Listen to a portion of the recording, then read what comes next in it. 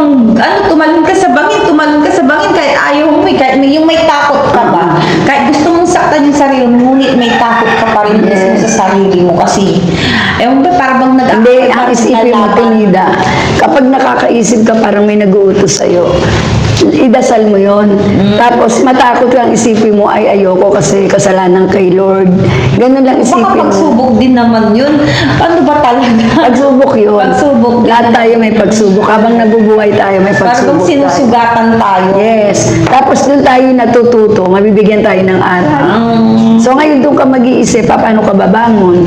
Di ba? Para lalong gumanda yung buhay mo. So, Ganun. ibig mo sabihin, Ate Nida, yung unang punta ni Boss David siya kasi lahat na pinagsasaksak yung bigas, tinakot mo sila pagsubok lang yun.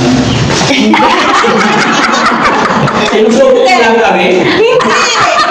Hindi yun, ibig ko sabihin yung pagsubok na yung sasaktan mo yung sarili mo, Oo. tulad ng kutsilyo, yung manglaslas kay Kinay, Oo. madadagdag pa, pambayad pa sa ospital, hirap na nga ang buhay, lalaslas. Maganda yun. At ano, ina-advance mo na. Sa Advance mo. yan na. Very wise si Ate Nida. Tama ka naman. Nasasaktan ka naman, dadagdag pa sa Yun, ospital. yun ang pagsubok natin na ako siguro sinusubok tayo, pero hindi ko alam kung Diyos ba o demonyo. Yun yung saktan mo ba yung sarili mo? Hindi.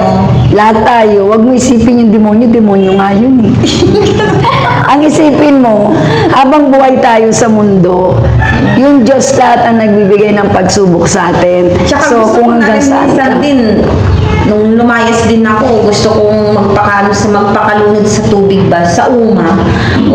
Ano Din uma? ako, uma, yung Ilog. Sapa. ilog, yung Sa sapa. sapa. Kasi sa Japan yung uma, kabayo. Ito, malalim na salitang Pangasinan. Uma. Yung ano sa mga tubig na yung sapa, para siyang ilog, pero hindi siya ilog. Yung ano na nang mapasanay ko ng may mga bahay-bahay po. Di ba, pag minsan may mga isda doon, manghukuli ka, magkakangkong ka. Ilog-ilog na maliit, pero malalim din. Gusto mo palunod doon? Mababaw. Ano na magtako ko ng lingga yun, gusto ko rin siya, ang takot din naman ako sa dagat. Oo. Paano pa kaya sa uma? Oo. Paano pa kaya yung manlaslas kiblig? Ay, magastos yun. Oo nga, pupunta ka pa, di mo alam. Buhay ka pa pala, hindi ka na matitigo. Tsaka ano, ako rin nag-advisean lang ako ng mga hapon. Baka yun din yun ang pagsubok. Yung mga hapon na umampun sa akin. In-advisean din nila ako. Doon naman ako nakaramdam ng pagmamahal. Din sa umampun sa akin. Yung mga sa family mo, kasi malayo ka, so hindi ko rin naramdaman yun. Kaya pag nagagalit ka, nakikita ko yung sarili ko sa'yo. Pero magkaiba tayo ng way. Kasi ako ganun din pag nagwala. Kaya naiintindihan kita. Hindi kita pwedeng isla. Hindi mapigilan eh, kahit ayaw mo Yes, wala. totoo. Talagang inaano ka niya talaga. Dinudurog ka niya ata eh. Dinudurog ka niya sa ulo ata eh. Hindi, kaya pagka meron Ang kang... hirap. Pag na, Ayaw mo, parang may gusto siya, hindi niya makuha. Hindi ganito, turuan kita. Kapag ka naiipon na yung, parang di ba pag na-stress tayo, naiipon sa loob. sa loob, ayun ang mahirap. So, kailangan meron kang isang kaibigan. Halimbawa, si tatay, busy. So, kay Mami Rochelle or kay Daddy Frankie, hindi natin pwedeng ipunin yun. Sinasabi ng doktor yun. Kailangan i-voice out mo yun para makahinga ka ng maluwag. Ganun. Kasi pag inipon Mabigat na eh. yes. Hindi mo madali. Totoo. Parang kasamang sasabog yung ulo mo eh, yung utak mo. Pero pag na, ano yun, kaya ayaw ipaipon yun. Kasi pag sumabog ka, hindi mo na makokontrol yung sarili Oo, mo. tama po kayo dyan. Kaya ako Parang minsan, hindi mo na mahal yung sarili mo, hindi mo na kilala. Hindi mo na maano yung sarili mo, makikilala po. pero yung mga ganyan, mas maganda na meron kang mga tao na pinagkakatiwalaan. Hindi naman lahat ng tao dapat natin sabihan. Halimbawa, si Daddy Frank, si Mami Rochelle, di ba? Malapit ka sa kanila. So, isa sa kanila, kahit umiyak ka, sabihin mo, makakatulong yun. Hindi naman umiiyak ang tao dahil duwag. Yun, ilabas mo sa kanila yung para mas malaking makatulong sa inyo. Diba? Basta yung advice ko, sana nakatulong sa inyo. Opo, salamat. Kasi dumaan talaga ako sa ganun. Kaya minsan no, hindi mo maaalis. May tao din akong, kahit bago ko lang nakilala, hindi ako nahihiya akong umiyak. Pero kailangan ko, kasi para maging maluwag sa dibdib natin, sa puso mo, sabay-sabay dasalan mo. So may pagkakaiba at may iba. Opo. Naiiyak tuloy si tatay. Tay, Ang ikaw naman tay. hirap saktan yung sarili Tay, na ano magpakanay. naman may papago? Ako yun ang inisip ko noon. Pero ang hirap, dinudurog yung ulo mo eh. Pero lahat yun malalampas. Tingnan mo ngayon, hindi mo inaasahan. Dumating sa buhay nyo sila Daddy Frankie, di ba? Dumating sa buhay nyo. Ibig sabihin, nandiyan pa rin yung Diyos na gumagabay sa inyo na ninilapit ka sa kanila. Ganon. Para yung maayos ka, binigyan ka ng chance. Ganon. Ikaw naman, si tatay naman, hanga rin ako sa'yo. Kasi mahal na mahal mo si tatay. Di ba? Ikaw ba panganay? May kuya pa po ko. Pangalawa po ko sa panganay. So yun, tapos kapag kulang na lang dito gamit, no? Pag nabilihan ka ng gamit, Ay, o naku, lalong may... alam mo, magpatugtog ka lang. Na? Mag-sounds ka minsan, ganon. Minsan mag-refresh ka sa labas. Yung binibisi mo yung sarili mo. So malaking tulong yun. Ganon. Tay, ikaw naman, ano masasabi mo kay Ate Nida? Kaya na si tatay. Umiiyak si atin tatay. Totoo yun, Tay. Kala nga namin, nung una kasi, wag ka pong magagalit Nung una kasi, syempre hindi pa ka namin kilala, di ba? Bago pa lang kayong binibideo ni Daddy Frankie. Tapos nung kinuha mo na siya, nung inuwi mo na siya, so doon namin nakita yung pagkakaiba mo na umiiyak ka, ganon. Hindi kaya kasi, hindi kaya ni tatay ko kasi mga ano. Oh, hindi lahat ng magulang ganon. Hindi niya kayang malayo ikaw. Malayo. Parang ang hirap ipaglaban kung ano yung pinaglalaban. Pero di ba? Kami ni tatay ko tapos ako. Na ano. Kung makikita niyo sila parang hindi sila showy sa kanilang nararamdaman. Sinasarili ka. Yes, hindi sila showy na ipakita yung love to each other bilang anak and tatay. Pero mararamdaman mo sa iyak nila o sa ano pag nagkakaroon sila ng problema. Diba? Ramdam ko yun kay tatay. Tama po si Ma'am Inday na nung una talaga, bago pa lang ako dito, talagang maraming medyo kay tatay. Pero lately, nalaman nila yung totoong ugali ni tatay na mapagmahal pala. Yun nga lang, siyempre, sa hirap ng buhay, siguro dahil wala rin na Kita. Opo, tsaka walang pinagkakaabalaan masyado. Pero ngayon naman, wala nang pinapagawa itong bahay, hindi ko naman siya nakikita. One time ko lang nadatnan na nag-inom nung nandyan yung kumpare niya. Opo. Pero tingnan mo ngayon, hindi naman lasing. Di ba tayo? Buti tayo, bakit hindi na kita nadadatnan lasing? Pahinga. Wala lang. Ha? Wala lang, masaya. Ano naman ang masasabi mo kay Ate Nida ngayon para magtuloy-tuloy na yung paggalingan? Ang masasabi ko lang sa kanya, labanan yung sarili niya, magagaling na siya. Gagaling na. Gagaling na. Huwag kalimutan yung Panginoon. Yes, totoo yun. Number 1 yan. Huwag kakalimutan si God. Sige. Opo. Gaano mo ba kamahal si Ate Nida tayo? Ang laking pagmamahal ko sa kanya. Lahat sila. Anak ko. Lahat ng anak mo. Mahalaga pa sila. Ang hirap yan sa magulang tsaka sa anak eh. Yung may... Hindi Ba't naman umiiyak ka? inaano. Ba't umiiyak Hindi ka? naman inaano ni tatay ko yung ano talaga ko ng status namin sa buhay. Basta yun lang. Pagkausap ko sila. Ang hirap Mga anak ko, na pinaglalaban. Ha? Parang naiiyak ako mga anak ko. Totoo. Ang naiiyak ka pag kausap sa mo yung mga mga tao. anak. Yun ang hindi may iwasan. Tinida, sabi ni tatay, pag kausap daw niya kayo, naiiyak siya. Naiiyak. Ako rin. Si Ate Nida naman, Ate Nida, ano man ang sasabihin mo kay tatay na Kay sobrang tatay. mapagmahal?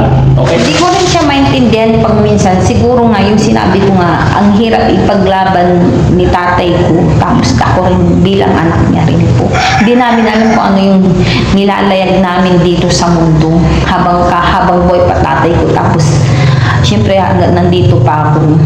Kasi yung masasabi namin okay na yung bahay namin, ganito, ayos na yung pamumuhay na, hindi rin pala eh, hanggang sa bunganga lang tayo eh. Pero pag nandyan na yung problema, hindi mo rin makaya. Sa tingin mo ni Ate Nida, kasi may bahay ka na, okay na. Sa tingin mo, ano pa yung kulang sa buhay mo? Ano pa yung gusto mo? Kulang, wala na akong masasabi. Wala naman akong hinihiling na iba eh, kundi paano ba ko siya maanon. Everyday na lang, araw-araw ko yung kung ano yung ano namin. Buhay. O yun na lang maano ko, araw-araw ko hanggang nandito pa kami sa mundo. Hanggang nandito pa si tatay ko. Kasi lalo na sa mga kapatid ko, tapos sa mga pamangkin ko po. Kung hindi lang itong pinagawa niyo, Daddy Frankie, itong bahay po, hindi ko alam kung ano yung sasabihin ko po. Talagang maano ko yung everyday pang araw-araw namin. Yun ang minsan gumugulo talaga sa isip mo. Kahit hindi na tumagawa, nung hindi pa kayo dumarating, tulad nun, malakas ang ulan, siguradong basa kami, o kung ano na yung mayana namin, yung lang yung pang araw-araw namin, dun kami kinukulang. Pero sa bahay na ganun, wala akong problema, kahit patirahin mo kung ganun bahay, walang problema, yung everyday lang talaga yung pang araw-araw. Sa bagay, napakahirap kasi mamuhay tayo na hindi natin alam kung saan Yung tayo. kumbaga nga po sa last supper nga po, na ano, di ba 3 beses tayo kumakain, di ba si ama natin 1 beses lang, pag minsan may 2 beses na kumakain. Doon na lang ilambaw natin sa last supper po. Kahit ganun na lang yung pamumuhay namin, everyday walang problema. Na ano, kahit sa Pero alam mo, Ate Nida, huwag ka nang mag-worry. Kasi andyan naman si tatay, andyan naman yung mga kapatid mo. Tsaka malalakas pa naman tayo eh. Opo. Sabi nga nila, habang may kahit buhay. ang dami na nawawala sa mundo. Hindi. Habang may buhay, may pag-asa. Oo. Nakukuha ko yung ibig niyan sabihin, mga kababayan eh. Ibig sabihin na Ate Nida, iniisip niya yung pangkain, yung pangangailangan source nila. income. Oo. Yung kanilang pangangailangan everyday. Pero ito na lang isipin mo, Ate Nida, ha? Yung ibon, walang sumusuporta sa kanya. Siya lang. Stand alone, kumbaga. Hindi siya nag-aalala, hindi nag-worry. Diba? Pero nabubuhay masaya. So tayo pa kaya na tao na may isip, may pamilya, kaya natin maghanap buhay. Kaya wala tayo dapat ipang... Pero nandiyan po naliligaw po tayo. Yun ang hindi maiwasan. Katulad din ng isang ibon din, naliligaw din po tayo na hindi maiwasan. Yun lang. Kung baga yung ibon, kaya niya maghanap buhay na mag-isa pa kahit... Huwag ka mag-alala, Ate Nida. Nakita ko naman si tatay, hindi ka pababayaan ng tatay. Alam ko kung gaano kayo kamahal ni tatay. Di ba tayo? Sabihin mo sa kanya tayo gagawin mo. Kahit lalo sa mga apo niya rin yan. Kaya nga, tayo sabihin mo kay Ate Nida yung pamamaraan mo para hindi siya nag-worry sa pang-araw-araw ninyong pangkabuhayan. Wala Ano namang masasabi problema mo, Ate sa akin eh. Kahit walang trabaho si tatay ko, kung hindi kayo dumating, walang problema, kaso nga lang. Hindi ko alam kung paano ko ipapaano yung sarili ko po. Tapos kay tatay ko, yung pamumuhay namin. Kaya talagang nasa ano, pamumuhay. Siguro ka naman... Pero hindi ko na inaano yun. Basta iniisip ko na lang, ano ba, yung everyday, kung ano yung maano namin bukas, o kaya mamayang hapon, gabi, ganun po. Dapat Ate Nida, kung yun, mag-isip tayo dito ng pagkaabalahan mo, yung pagkakakitaan. Di ba? Mag-isip tayo ng gano'n. Pwede ba tayo dito, magtayo ng disco? Aksayado-bayado ng kuryente. Hindi may customer kahit malaki ang bayarin ng kulistik. O maganda rin sa bahay yun. Kung nakapagtayo tayo ng negosyo dito, mag-isip tayo ng negosyo na pwede ba ang dito? Diskuhan? O gawin natin coffee shop? Di ba? Dapat ganun mag-isip Lahat tayo. na, parang nasa isa kang bangka. Oo. Dapat mag-isip tayo ng pagkakakitaan. Tindahan. Kaya, tindahan. Yung kung ano yung alam mong kaya ni nanay, kaya mo. Di ba? Kasi mahirap talaga pag wala kang inaasahan, mabuburyong ka talaga. Diba? Kung ano yung iniisip-isip na. Hindi maiwasan yun, totoo po yun. O kaya, Ate Nida, paghapon, pagtapos na, magtanim tayo papaya dyan. Para every afternoon may didilagan. Pag namunga, may ibubulay.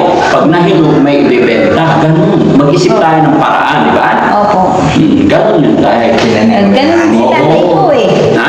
Ganun si tatay ko eh. May ang palaya. Tatanim niya, lalagay, ipupunla niya sa isang simento po. Yun. Kailangan magtanim tayo. Yun na lang nababagay. Kasi tingin ko dito kung sari-sari store, nasa likod kasi tayo eh. Tsaka sa harap, meron. Tsaka Ay, doon, meron. Aming mga tindahan. Dikit-dikit. Ay, ako yung pagpasok. Tindahan. Di ba? Kaya ang pinakamaganda dyan, siguro kay tatay, kung may mapagtaniman, magtanim ka lang ng saging. Alam mo yung saging? Magtanim ka ng isang pirasong saging. Within 6 months, may tutubo na dito, may tutubo na dito. 6 months lang ha, may tutubo na. And then, after a year, aani ka na. Sunod-sunod yan. Buhay ng buhay. Ganun ang magtanim ng saging. Okay? Nalulungkot si tatay, naalala niya yung mama mo. Naalala mo rin ba asawa mo tayo? Siyempre. Mahal ko siya. Ha? Siyempre, Mahal. Tapos iniisip niya din ni tatay ko, kaya wala na si nanay ko yung mga susunod pa. Lahat tayo may mga pinaglalaban na karapatan. Kung buhay pa sana siya, ano tayo? Kahit sabihin mo yung simple lang, hindi mo masasabing simple kasi lalagi kang dinadaon. Pero Bugi. wag mong wag mong advance yung isip mo para di ka Laging mahirap. solusyon lagi ko. Punta tayo ng abroad, ganun. Kahit nasa abroad ka rin, ganun din lubog. Oo, ma-homesick ka. Naglag ka din. Ma-homesick Yung ka. ibig kong sabihin, yung akala nila nasa abroad ka mayaman. Oo. Hindi. Oo, totoo yun kasi sa Hindi abroad, sa mga tao sa abroad yun. kasi pag hindi ka rin nagtrabaho, hindi ka nagsikap, hindi ka rin magkakapera. Ganun yung Kahit saan ka sa abroad. magpunta ng abroad na umapak pa yung paa mo, akala nila ang yaman. Pero totoo hindi yun. po yun. Nasa pagsisikap yun ng tao kasi kahit nasa abroad Paligid ka. din sa mga tao din yung mga sabing ganyan-ganyan ng chismos. Huwag mong pansinin yung mga yan. Lakad ka lang ganyan, oh. Ganun, oh. Kaya bang marites sa Trinidad? Ayun, yung maraming marites ba? Pag akala nila pag nasa abroad, mayaman ka na. Hindi, kahit saan ka man umapak, kahit Canada pa yan. Oo. Kahit Amerika pa, hindi ka Yes. mayaman, mahirap ka pa sa Pilipinas. Oo, hindi kaya sila ang tao kasi, Yun 'di ba, ang- nag-a-abroad. Oo. Kasi nga hirap tayo sa Pilipinas. So mag-a-abroad ka para magsikap ka. Oo nga po. Kaya hindi ako nakarating doon sa mga malalaking sinasabi ko, alam kong hirap din ang buhay nila. Kasi nakikita ko sa mga vlog tulad ng mga pag-asawa din ng mga foreigner. Yung mga singang nanay ging, tapos yung isa rin si, ano ba yung isa? Yung, Buti na lang di mo ko nakikita. nakita ko lang po yun itong si boss. Tapos, ay, sino ba yun? Nakita ko, ay, maliit pala ni Inday Okray, sabi ko. Nakita mo yung sumayaw silang dalawa? Oo, yung sasaluhin siya. Ay, yung kinarga ko. Ayun, no. Panood niya agad. Oo, yun. Ay, maliit pala si Kapinda. Oo, sabi, ang liit pala. Ang laki ng tiyan ko, di ba? Hindi na po, ang liit. Nakaipit yung Pero shirt. maganda.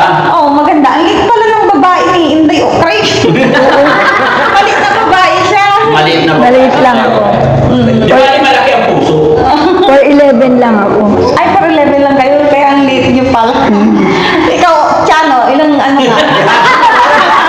4 inches na. 4 inches? Hindi, 4'11"? 4 ka lang? Hindi ang lalaki kasi tinida. Tinidagayin pa. Ang lalaki. Yung kamo, di ko na lang nagawa yung tangkad mo. Hindi, iba ang height ng lalaki. Kahit 4'11, mataas sila sa babae. Ay, ganun po.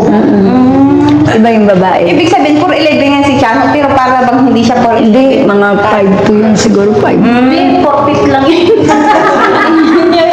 At nila, si Ma'am Inday, maliit pero cute, maganda. Oo. Ito, maliit, pangit. Wapo si Ayos!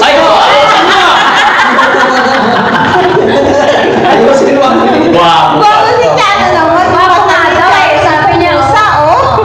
Gwapo siya, no? Hindi pa usap. Loko, ma-appeal yan kahit maliit yan. Diba? Yung mga ma-appeal eh, no, nasa maliliit, diba? Yung mga Tama ba? Chano, nagiging pusa eh. Wala, nasasabi ko lang, parang pusa. Kung hindi ko alam, yan ang gusto ba yung nilaglang? Ano tayo pang basta? Ay, alam na, hindi ko sinasabi. Ay, paano nyo alam? Hindi ko nasasabihin. Sabi niya sa akin, gandang crush niya daw si Chano.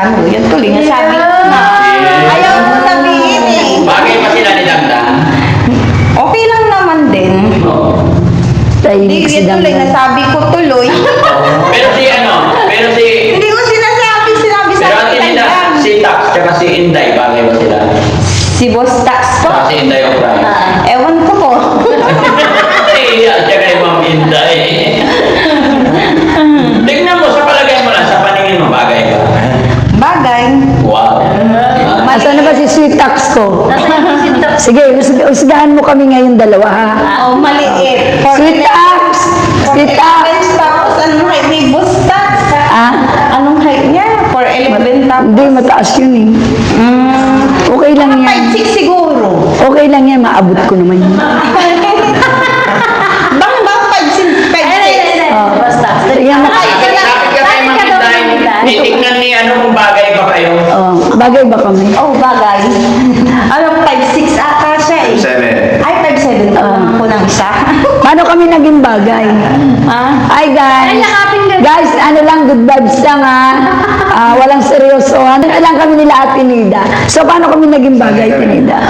Ano, siguro kasi yung mata May tinatanong ako bagay kami. Oo, bakit kaya kasi yung mata mo para bang ano, singkit ba? May pagkasingkit. Tapos siya palaki mata. Hindi naman. Hindi naman malaki yung mata niya. Ang mata ko. Oo, maliit yung mata niya. Para bang magkasilit atar ka yung mata niyo. Na? Tayo, maliit na yung mata niya. Para ako malaki. Pero Si Jessie. bagay sila. Si Jessie, saan si Jessie? Bagay Tawagin kami. nga si Jessie. Jesse. Gising. Doon ka nga, Jessie, doon ka nga silipot ni Ate Nita. Anong 4'11 tapos ano? 4'11 tapos yung mga height. Tayo ka rin. Na ano doon, no? Hindi okay lang yan. Ano naman yan? Ate Nita. Abot naman. Hindi bagay silang dalawa? Si Ma'am Inday tsaka si Tax? Bakit? Mas gusto niyo mas matangkad pa? Hindi naman tinatanong ko sa'yo kung ano yung pakiramdam mo, bagay ba sila? Oh, bagay sila. Eh kayong dalawa ni Jessie, bagay din ba kayo? Ah, hindi. Tingnan mo, tingnan mo. Bagsak. Tingnan mo si Jessie, tingnan mo. Ang cute ng ilong, di ba? Tingnan mo yung ilong. Bakit yung ilong niya? Talas na nga kami ng ilong eh. Ha? Hindi. Mas mali yung ilong ni Kuya Jessie. Akala ko sa height niyo pinag-ano eh. Kasi Napunta sa ilong. Napunta sa ilong na naman.